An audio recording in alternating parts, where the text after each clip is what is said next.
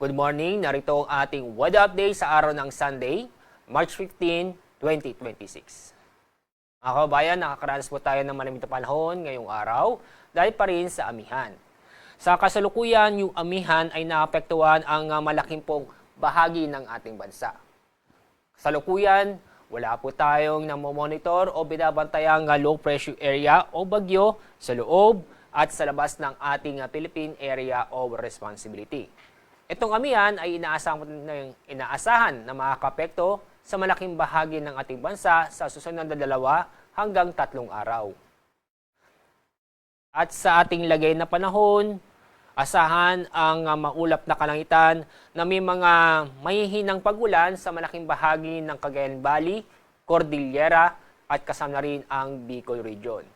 Sa lalabing bahagi po ng Luzon, kasama ang Metro Manila, inyong papansin, bahagyang maulap hanggang sa maulap ang kalangitan na may kasamang isolated na mahihinang pag-ulan. Dahil sa amihan, ang pinakamababang temperatura matatala sa Metro Manila ay aabot ng 19 degrees Celsius. Sa Baguio, aabot ng 10 degrees Celsius. Sa Tuguegarao, inaasahan po natin na aabot ng 18 degrees Celsius. Dako tayo sa Visayas at Mindanao. Sa araw ito, asahan ng maulap na kalangitan na may mga mahihinang pag-ulan doon po sa Northern Samar at Eastern Samar. Samantala, sa lalabing bahagi ng Visayas, kasama rin ang buong Mindanao, inyong mapapansin, bahagyang maulap hanggang sa maulap ang kalangitan na may kasamang isolated na mahihinang pag-ulan. Anday pa rin sa amihan, paalala po sa mga kababayan po natin na iwasan o pagpalibang sa mga lugar nito, ito yung sa Eastern Seaboard ng Southern Luzon, Visayas at Mindanao. Ang mga lugar po na sa ilalim ng gale warning ay sa Northern at Eastern Coast ng Catanduanes, Eastern Coast ng Albay, Northern at Eastern Coast ng Northern Samar, Eastern Coast ng Eastern Samar, Northern Coast ng Dinagat Island, at kasama rin ang Siargao, Bocas Grande Group. Itong mga lugar nito ay inaasang matataas ang alon, kung saan ang taas ng alon ay halos aabot ng 5 metro.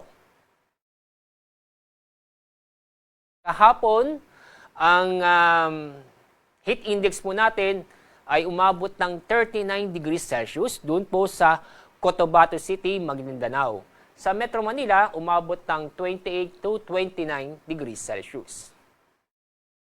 Ngayong araw, ang forecast nating heat index.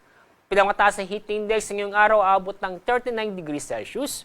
Doon po sa Cotabato City, Maguindanao. Sa Metro Manila, inaasahan po ang aabot ng 29 to 30 degrees Celsius.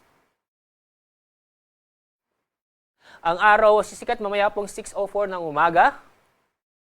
Ang araw lubog sa ganap na 6:06 ng hapon. Yan ang ating weather update sa araw nito. Mula sa Pag-asa, ako po si Alzar D. Aurelio.